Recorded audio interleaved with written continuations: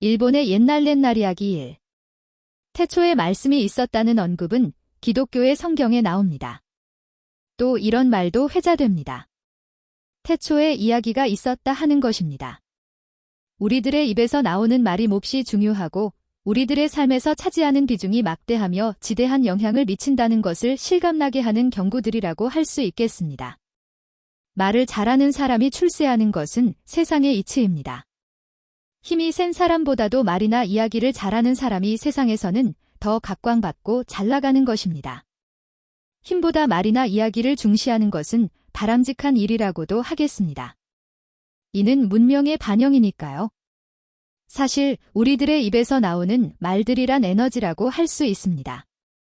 우리가 지닌 내면의 에너지가 입이라고 하는 도구를 통하여 의미를 전달하는 이게 말이라고 하겠습니다. 그러니 말은 강력한 에너지일 밖에 없습니다. 그러나 말을 잘한다고 해서 꼭 호감을 사게 되는 것은 아닙니다. 말을 잘하더라도 상대의 호감을 사기는커녕 오히려 반감을 사게 되는 경우도 비일비재합니다. 말은 잘못 전달하면 오해를 사게 되어 있는 물건이기 때문입니다. 그런데 어떤 경우에도 오해는 일어나지 않고 호감만 사게 되는 경우의 말이 있습니다. 그게 다름 아닌 이야기입니다. 이야기에 능숙하면 그 사람은 모든 곳에 통하게 되고 사람들의 호감을 사게 됩니다. 이야기가 사람의 마음에 통하는 사람의 마음을 여는 열쇠라는 것을 알고 나면 어떻게 해야 인생을 풍요롭고 만족스럽게 살 수 있을지 자명해집니다. 이야기를 잘하는 것입니다. 구수하고 맛깔나게 이야기를 잘하는 사람이 굶어 죽는 일은 결코 없습니다. 대부분의 경우 인생에서 자신이 원하는 바를 성취하게 됩니다. 그럼 어떻게 하면 이야기를 맛깔스럽고 구수하게 잘할 수 있을까요?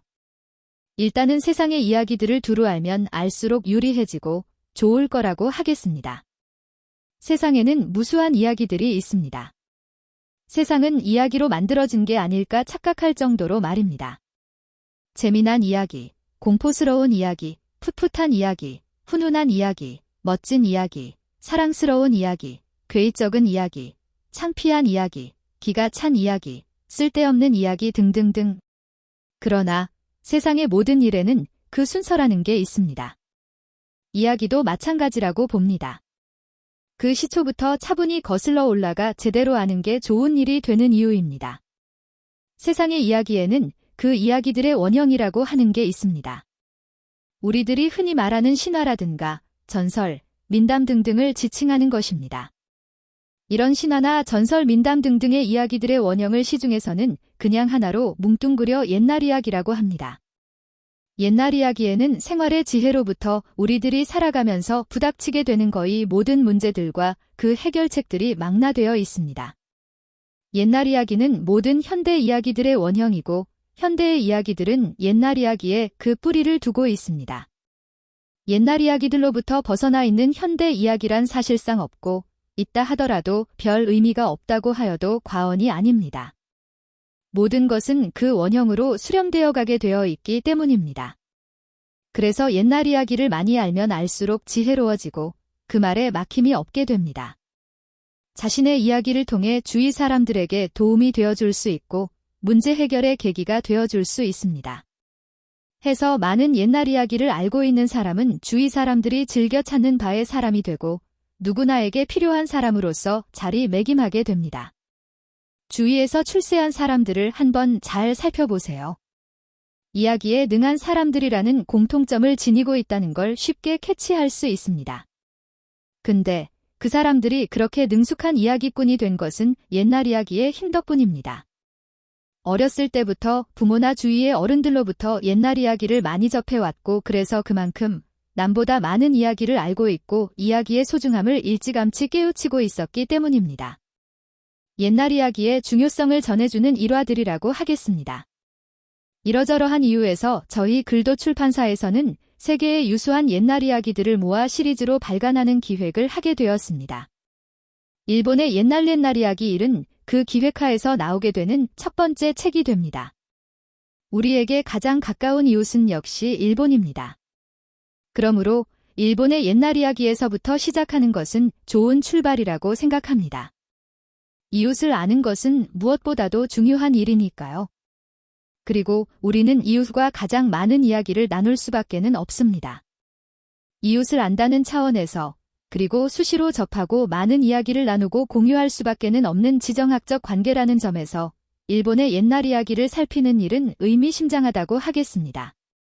일본의 옛날 이야기는 불교의 승려나 사찰과 관련된 이야기가 많습니다.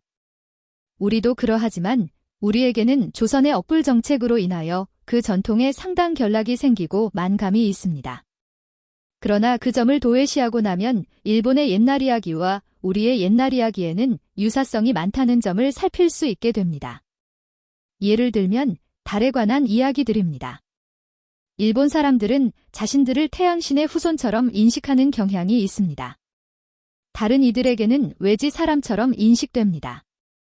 달 이야기와 관련하여 가장 먼저 떠오르는 외지인은 카구야 히메인데 그 달이 우리 한반도와 연결된 게 아닐까 하는 감이 문득 듭니다.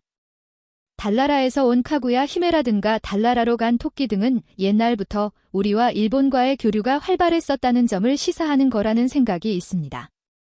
역자인 이정아님은 옛날 이야기가 아이디어의 소굴이라고 합니다.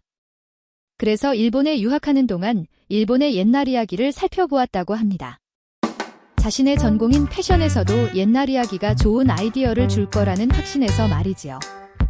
여러분에게도 직업상, 필요상 많은 이야기들이 필요하고 이야깃거리가 요구되리라고 봅니다. 일본의 옛날 이야기 일을 통해서 그러한 필요와 요구를 충족할 수 있기를 바랍니다. 일본의 옛날 이야기 일은 역자인 이정아님의 표현처럼 아이디어의 소굴이어서 여러분들의 바람을 결코 실망시키지 않을 거라고 확신합니다.